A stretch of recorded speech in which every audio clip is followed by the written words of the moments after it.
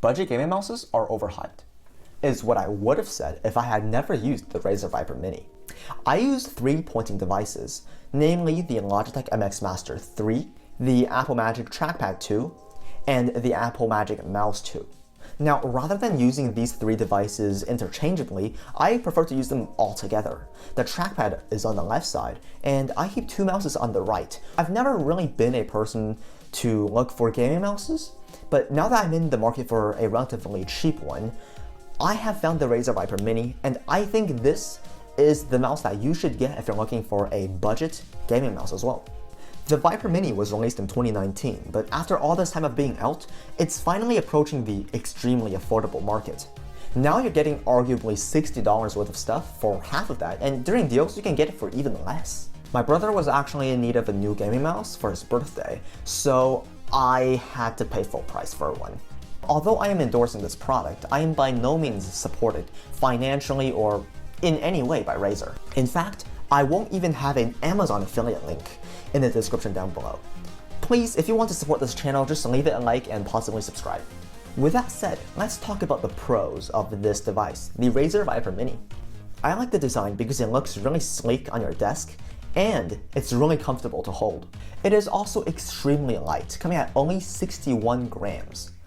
This is lighter than, I want to say, most gaming mouses, and because of its form factor, it can really be compared to, say, the glorious Model O, with the weight being 58 grams, I believe, and it doesn't have any holes on it. So if you're interested in a really light mouse for sniping or FPS games, then this is really good for you without having to have holes in the mouse itself. Getting a tiny bit technical, it has optical switches, which allows its debounce time to be really quick. Also, just the mouse, the click buttons, they actually bounce up really fast as well, allowing you to spam the mouse really quickly. If you're playing a game like Minecraft where you need to hit really fast, then this is great because it allows you to click way faster than any other mouse.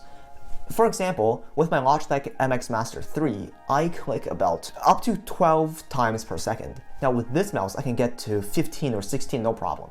So this is great for jitter clicking or drag clicking. The wire is also really nice. It's super soft. It almost feels like just a string without actual cables in it, allowing you to effectively move the mouse freely, and sometimes you even forget that this mouse is wired. Now, with all those good things aside, let's also talk about some cons I had with this mouse. Number 1, the buttons are really loud. Not just the left click and right click, but also the DPI button and the 2 side buttons. When you click them, people are definitely gonna hear it.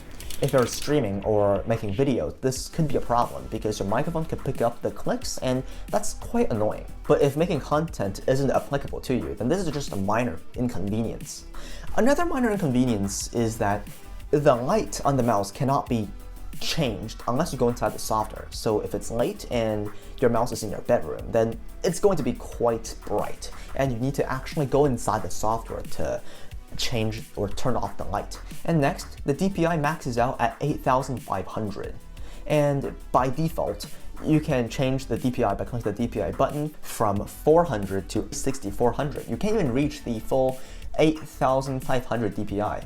And for some of you, you might think, okay, we don't need that high of a DPI, but for some displays, like if you have a super ultra wide, then you really want a higher sensitivity mouse. Rather than just turning up the sensitivity within settings, you can actually change the sensitivity physically. These aside, there are also some neither pros nor cons. I'm gonna be calling these things neutrals that I want to point out about the mouse before you buy them or consider buying them. So number 1 is that this mouse is wired. And this might be a good thing or a bad thing, depending on your needs. Especially with the soft cable, I think this mouse benefits from being wired, but for some of you, maybe not so much. I like the low latency, plus without batteries, this mouse is really light. Another thing is that this mouse is made of hard plastic. This is to justify, first of all, its incredibly lightweight body, and also because it is cheap. If you don't like the plastic, then this might not be a mouse for you, but I think some people will like it as well because it provides extra grip, and for drag clicking, it's really quite rough. And finally, the mouse is small, depicted by its name, the Mini, If you have a relatively large hand, like say if you can easily pick up a basketball with one hand, then this might not be the mouse for you. I can do that, and I can definitely feel this mouse being a little bit small for me, but thankfully, it's not for me, it's for my brother, and he has smaller hands. So this is, I think, a great mouse for him. Overall, I seriously doubt that you will be disappointed if you get this mouse, and I do recommend this to nearly everyone who is interested in one. Of course, don't waste your money, and worth is subjective, but if you think that this is worth it for you, then go ahead, this mouse has my recommendation. Thank you for watching this video, I hope you liked it, and if you did, please like and subscribe. Also, stay tuned to the next video where I'll be wearing the same thing because I'm recording 2 videos in the same day. Alright, thank you so much. I'll see you guys next time.